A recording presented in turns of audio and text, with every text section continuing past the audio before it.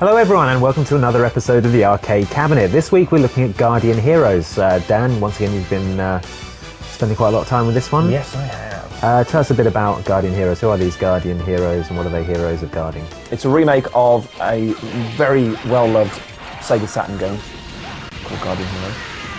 This version upgrades the visuals but doesn't change a great deal else. It's a pretty solid, and when you play it now, an incredibly forward-thinking game as well. What looks like a scrolling beat-em-up actually has tons of features that they've kind of become the norm now, but the features that are kind of vaunted as being big features, like having multiple paths, multiple endings, moral decision choices.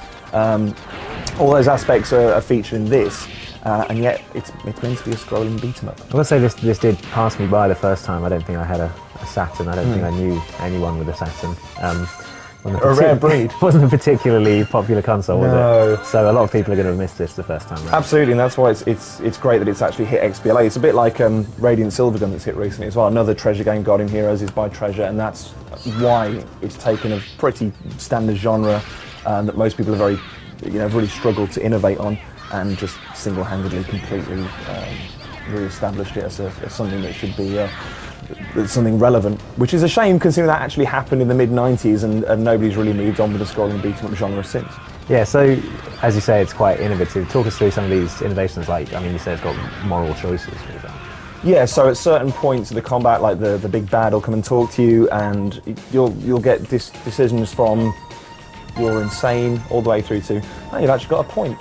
And based on those choices, you actually move to different areas, and the outcome of the game is different. There's kind of light and dark outcomes.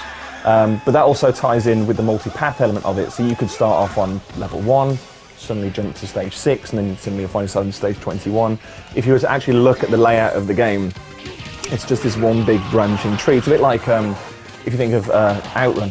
Right. When you see your map on Outrun and how you've actually done it. It's kind of a beat-em-up that takes that approach.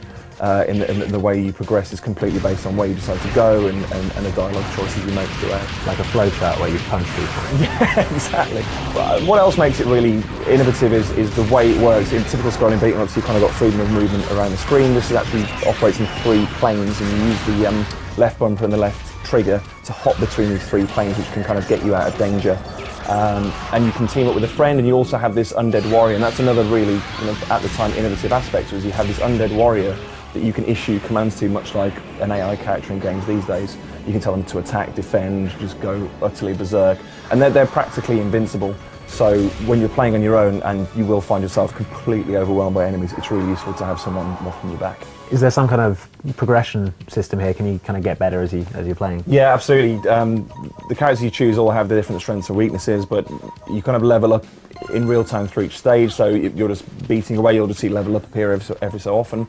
Once you get through to a stage, you can then allocate the points you've earned through leveling up to various attributes. So you can upgrade your strength, your vitality, your magic power, elements like that. And that's also another great feature of it is the combat takes its cues from games like Street Fighter. So as well as just hammering away on the buttons, you can also input commands. You can input magic tricks. Do the typical kind of fireball movement, and you'll activate fireball yourself. You've got a magic meter, so it pays to upgrade your magic meter to use those, because they're by far the most devastating attacks in the game. There's just tons to see and do, and considering it's just really about going along and mashing people in the head, they've really just drawn influences from so many other kinds of games, and in many cases, really, I think Treasure have really come up with some of these ideas way before anyone else did, or way before they even became popular. So yeah, absolutely tons, and it's coming in at an astonishing 800 Microsoft points, or fun coins as we're trying to dub them, and honestly worth every single fun coin. And that's out now, and you can get a trial version if you want to give it a go.